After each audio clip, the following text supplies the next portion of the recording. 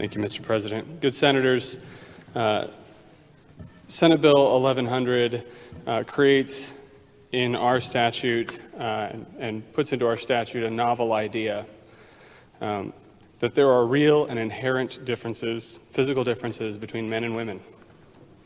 That every person has a right to privacy and safety when using facilities like bathrooms and changing facilities where someone would be placed in a vulnerable position, and that this is necessary to ensure a safe learning environment for all of our students in our schools. Providing separate public school restrooms and changing facilities is a long-standing and widespread practice protected by federal, state, and case law. The state of Idaho has a compelling interest in protecting the privacy and safety of our students. And this legislation affords an accommodation for any student who is unwilling or unable to use a multi-occupancy facility designated for his or her biological sex. There were some questions brought up over the last week that I think I'll try and get ahead of. What is the reasonableness standard, right, when we talk about this civil cause of action, this private cause of action? The reasonable standard says that did the defendant act with reasonable care as a reasonably prudent person would act under the same or similar circumstances? That's the bar that the public school will be held to, which is a pretty reasonable bar and well established in our legal system. And then when it comes to frivolous lawsuits, I've heard a lot about frivolous lawsuits and how this would just be weaponized by rogue parents that just want to get money out of the schools. Well, the plaintiff bears the burden of proving every element of the unlawful act. Okay, so that's already a pretty high bar right there. We've tried to be accommodating to all parties. We understand I understand that this is a sensitive subject for a lot of people, as we heard a lot about. But the truth is the truth. Men and women are different, biologically different. And what this does, by passing this law, we will follow the tradition that Idaho has held for the entirety of its existence. We will uphold a standard that has been exercised in this country for the entirety of its existence.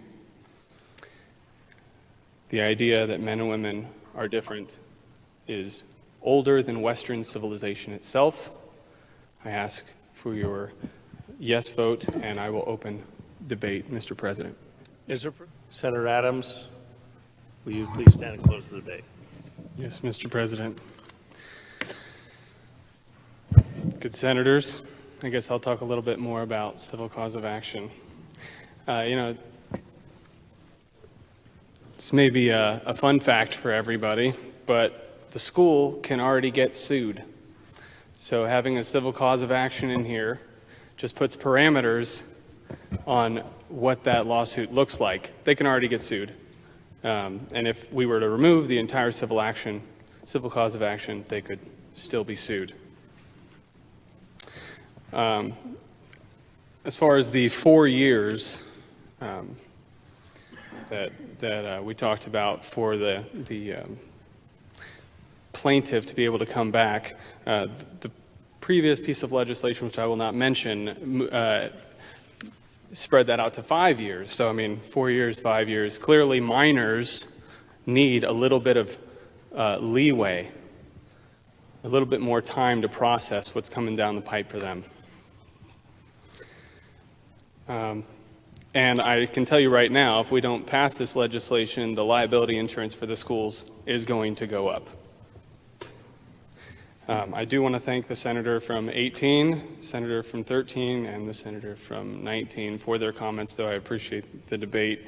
On the history of bathrooms, and separated by male or female biological sex goes back a lot farther than our laws.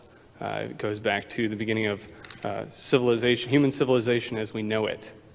Okay.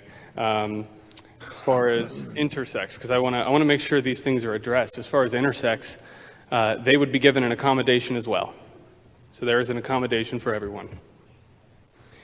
And in regards to being able to tell the difference in gender, biological sex, it kind of cracks me up because I feel like for the last however many years, folks have been trying to convince me that gender and biological sex are different, and now they're the same. So I wish we could figure that out. What I do know is biological sex is well established in law. And so, again, I ask for your yes vote. Let's send this over to the House, and let's help out our schools and our students. Thank you very much.